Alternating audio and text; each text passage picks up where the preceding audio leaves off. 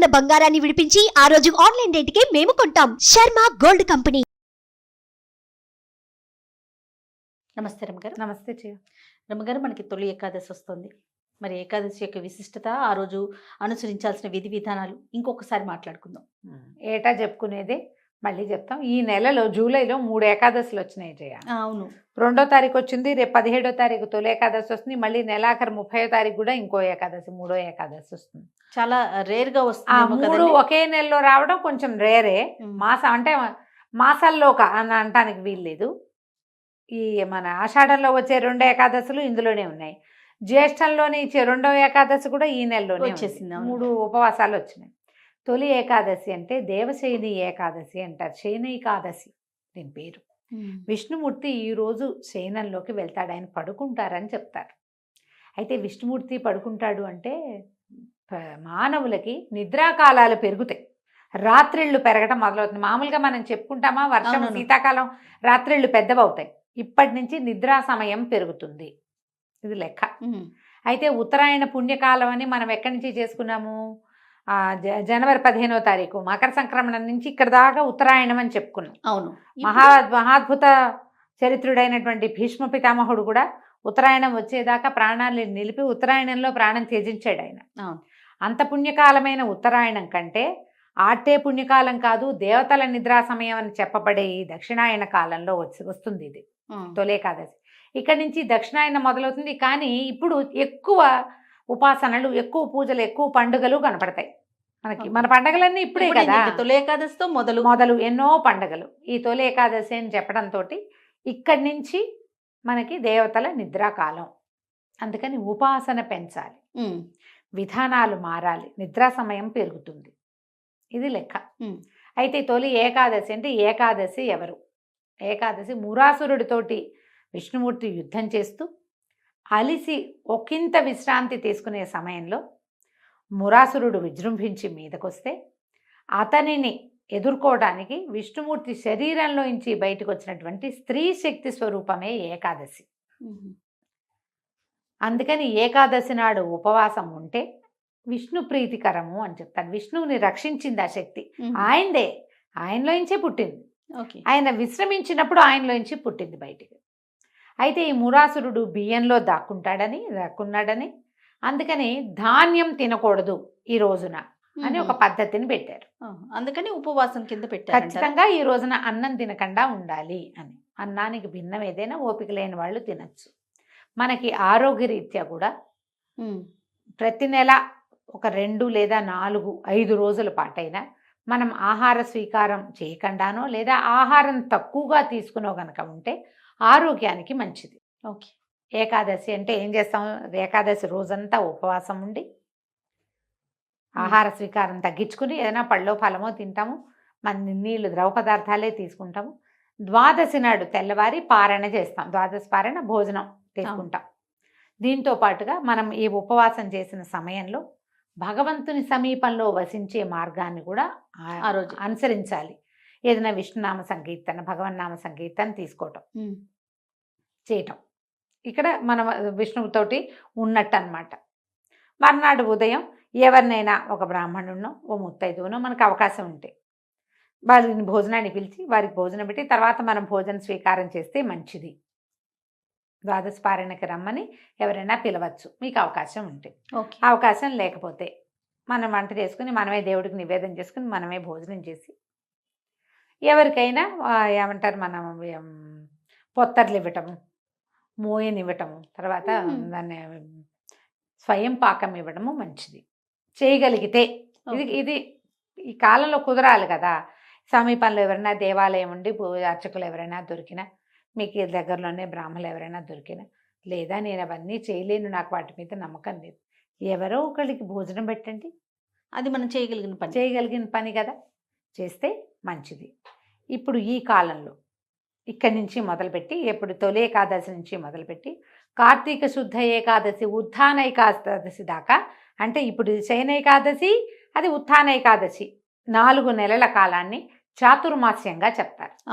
ఈ చాతుర్మాస్య దీక్షలో మనకి గురువుగారు చాలామంది, జీఎన్ స్వామి వారు చాతుర్మాస్య దీక్షలో ఉన్నారు అని చెప్తాం కదా. అవునండి. మన శృంగేరి పీఠాధిపతి చాతుర్మాస్య దీక్షలో ఉన్నారని, చాతుర్మాస్య దీక్షలో ఉన్నప్పుడు వారున్న ప్రదేశం నుంచి వేరే చోటకు వెళ్ళి ఎక్కడికి ప్రయాణాలు చేయకూడదు.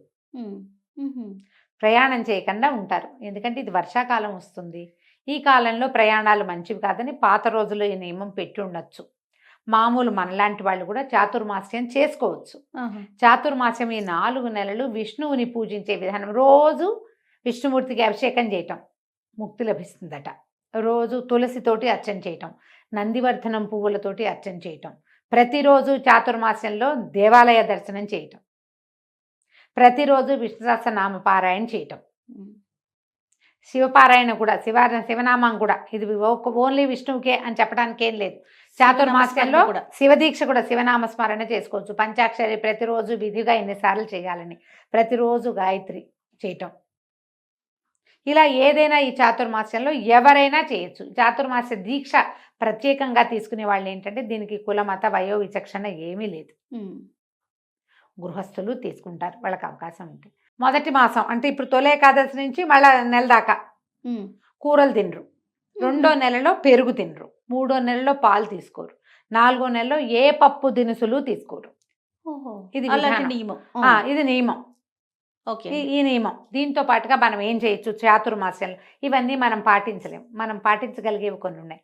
4 నెలలు భగవద్గీత చదవండి, భాగవత పారాయణ చేయండి, ఏదైనా పురాణ శ్రవణం చేయండి, ప్రతిరోజు 4 మంచి మాటలు వినండి. ఇలా మనం చాతుర్మాస్య దీక్ష చేసుకోవచ్చు. ఏదైనా చేయొచ్చుగా మనం. మహాభారతం వినొచ్చు, భాగవతం వినొచ్చు, రామాయణం వినొచ్చు, శివపురాణము, విష్ణు పురాణము, ఎవరైనా ఎవరేది చెప్తే ఏదో ఒక పురాణ శ్రవణం చేయటం, లేదా దేవాలయానికి వెళ్ళటం, లేదా పూజ చేసుకోవటం. ప్రతిరోజు దీపం 4 నెలలు 2 పూట్ల దీపం. అలవాట్లేదు దీపాలు పెట్టేది, ఒక పూటే పెడతాం. ఈ 4 నెలలు 2 పూట్ల దీపం పెట్టండి. మనం చేయగలిగింది, కానీ మాసం అంతా చేసేలా 4 నెలలు చేసుకుని 4 నెలలు కూడా ఈ 4 నెలలు చాతుర్మాస్యం కదా. అవునవును, చాతుర్మాస్యం ఎలా చేసుకోవాలి అని అడిగే వాళ్ళ కోసం చెప్తున్నాను. అట్లనేనండి. చాతుర్మాస్యానికి పెద్ద పెద్ద విధి విధానాలు ఉన్నాయి. అవి పాటించదలుచుకుంటే మీరు పెద్దవాళ్ళని ఎవరైనా కనుక్కుని, పురోహితుని కనుక్కుని చేసుకోవచ్చు. అవి నేను చెప్పట్లా. మనం ఇది ఇలా చేయొచ్చు. ఓకే, ప్రతిరోజు చేసుకునేవి. ఇక్కడి నుంచి మొదలుపెట్టి చేసుకోవటం.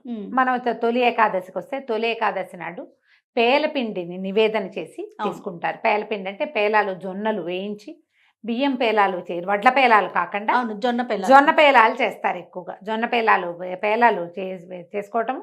తర్వాత వాటిని చక్కగా దంచి, బెల్లము కొంచెం ఏలక పొడి చేర్చి దంచి పేల పిండిని నివేదన చేసి భగవంతుడికి పేలపిండి పంచుకోవచ్చు, తినచ్చు. ఓకే, ఈరోజు విశేషం అది. ఇక్కడి నుంచి మనకి దక్షిణాయనం మొదలవుతుంది.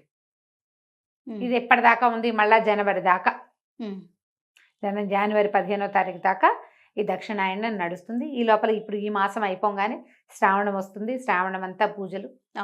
తర్వాత భాద్రపదంలో మొదటి 9-10 రోజులు మనం గణపతిని ఆరాధిస్తాం. తర్వాత పితరులని ఆరాధించే 15 రోజులు వస్తాయి, ఆరాధన. అక్కడి నుంచి మళ్ళా ఇది వస్తుంది, ఆశ్వీజ మాసం వస్తుంది. అమ్మవారి కోసం 10 రోజులు సేవించుకుంటాం. ఆశ్వీజం వెళ్ళేసరికల్లా కార్తీక మాసం, ఆ తర్వాత మార్గశిర విష్ణు మాసము వచ్చేస్తాయి. అంతా ప్రతి నెల ఏదో ఒక పూజా విధానంగానే ఉంటుంది. ఎవరెవరు ఎంతెంత చేయగలిగితే అంతంత చేయటం. చాతుర్మాస్యం అందరూ చేయొచ్చని చెప్తున్నాను కదా. ఒకవేళ మాంసాహారం తీసుకునే అలవాటు ఉన్న వాళ్ళు ఉంటే కనుక మీరు భగవదారాధనలో ఉండదలుచుకుంటే ఈ 4 నెలలు తినడం మానేయచ్చు. ఓకే, అది కూడా ఒక నియమం. తర్వాత కార్తీకంలో కూడా తినము, ఇన్ని నెలలు తినకుండా ఉండలేమంటే అది మీ ఇష్టం. అది ఎవరెవరి విచక్షణ బట్టి, అవకాశాన్ని బట్టి చేసుకోవచ్చు. విష్ణువారాధనకి ఉత్తమమైన కాలంగా చెప్తారు ఈ 4 నెలలు. తర్వాత స్వామివారిని నిద్రలేస్తారు. అంటే ఇప్పుడు తులసితో అర్చన చేయొచ్చా, తులసి కొయ్యకూడదు, అలాంటివేవో 2-3 వచ్చినాయి నాకు, ప్రశ్నలు వచ్చినాయి, మెసేజ్లు వచ్చినాయి. అర్చన కోసం కోసుకోవచ్చండి, ఆ అనుమానం ఏం లేదు. మనము తులసితోటి ఏం చేస్తాం జనరల్గా? అంతే కదండి, అర్చనే కదా చేస్తాం. అర్చన కోసం తులసి కోసుకొని అర్చన చేసుకోవచ్చు. అవకాశాన్ని బట్టి చేసుకోండి.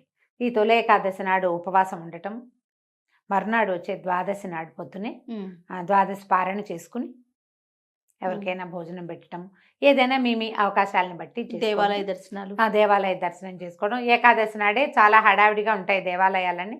మీ అవకాశం దేవాలయానికి వెళ్ళలేకపోతే ఇంట్లో భాగవతమో భారతమో భగవద్గీత స్వయంగా చదువుకోండమ్మా. వినడం మంచిది, ఎప్పుడు కూడా వినటం మంచిది. మీకు అవకాశం ఉండి చదవగలిగి ఉంటే స్వయంగా చదవండి, అది ఇంకా మంచిది కదా. అది ఇంకా చాలా అంటే చాలా మరీ మంచిది, మరీ మంచిది. చేయండి అట్లా. అవకాశం ఉన్నవాళ్ళు ఏకాదశులు సంవత్సరం అంతా చేసుకోవచ్చు. ఓకే. చాతుర్మాస్యంలోనే ఏకాదశులు చేస్తాం అని పెట్టుకుంటే ఇవి కూడా 8 ఏకాదశులు వస్తాయి కదా, ఇవి వస్తాయిగా. అవకాశాన్ని బట్టి ఈ ఏకాదశులైనా కూడా మీరు నియమంగా ఉండి చేసుకోవచ్చు. అన్నం తినకూడదు అంతే. ఏదైనా మాత్రలు వేసుకునే వాళ్ళు, బీపీ షుగర్ లాంటి వాళ్ళు ఉన్నవాళ్ళు కొంచెం ఏదైనా ఫలహారం తీసుకోవచ్చు. ఒకవేళ గర్భవతులు, పిల్లలకి పాలిచ్చేవాళ్ళు, నాకు 4వ నెల నేను చేయొచ్చా, 3వ నెల నేను చేయొచ్చా, ఇవి అడగండమ్మా. చెయ్యొద్దు. ఏకాదశి ఉపవాసం మాత్రం ఉండపోకండి. మీకు అవసరమైన ఆహారాన్ని తీసుకోండి.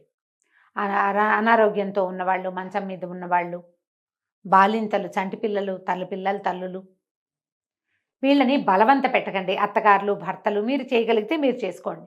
మీరు కూడా ఏకాదశి ఉండాల్సిందేనని అనద్దు. కనీసం భగవన్నామ స్మరణ చేయించండి. దేవుడికి దీపం పెట్టించండి, దీపం పెట్టుకోవచ్చు. నియమం ఎంత మటుకు కొన్ని నియమాలైనా పెట్టుకోవచ్చు. ఏదన్నా మంచిది చదువుకోవచ్చు, ఏ కృష్ణాష్టకమో చదువుకోవచ్చు, విష్ణుసహస్రనామం చదువుకోవచ్చు, 2 పూట్ల దీపారాధన చేయొచ్చు. అలాంటిది ఏదైనా నియమం పెట్టుకుని ముందుకు తీసుకెళ్ళండి. నేను ప్రెగ్నెన్సీ 7వ నెల 6వ నెల చాలా మంది అడుగుతారు, 7వ నెల వచ్చింది నేను చేయొచ్చా, చేయకూడదు అని పక్కన చెప్తూనే ఉంటాం, మళ్ళీ అడుగుతారు. అడగండి అమ్మా. ఇప్పుడు ఈ సంవత్సరం కాకపోతే మరి తర్వాత ఏకాదశులు చేసుకోవచ్చు, అంతే కదా. దండం పెట్టుకోండి. ఈ అన్నం మానేయాలన్న గోల ఎందుకు? ఈ అన్నం మానేసి ఒకవేళ ఉండగలిగి మీరు ఏదైనా కొర్రలు తీసుకుంటాం, ఇంకోటి తీసుకుంటాం అంటే మీ ఇష్టం. చిన్న నెలల్లో ఉన్నవాళ్ళు, పెద్ద నెలలు వచ్చిన వాళ్ళు అలా ఆహారానికి అలమటించేలాగా జీవుడిని చేయకూడదు. ఎందుకంటే లోపల ఇంకొక జీవం ఉంది కదా, అంతేగా. వాటిని అడగబోకండి. పెద్దవాళ్ళు కూడా ఓపిక కలిగిన వాళ్ళు ఉండండి. లేదా భగవన్నామస్మరణ చేసుకోండి, అదైనా కూడా ఉపవాసం కిందే వస్తుంది. రైట్. మీ అవకాశాన్ని బట్టి తొలి ఏకాదశి పర్వదినాన్ని జరుపుకోండి. రైట్ రమ్మ గారు. నమస్తే. సుమన్ టీవీలో మీ పర్సనల్ అండ్ బిజినెస్ ప్రమోషన్స్ కోసం కింది నెంబర్కి కాంటాక్ట్ చేయండి.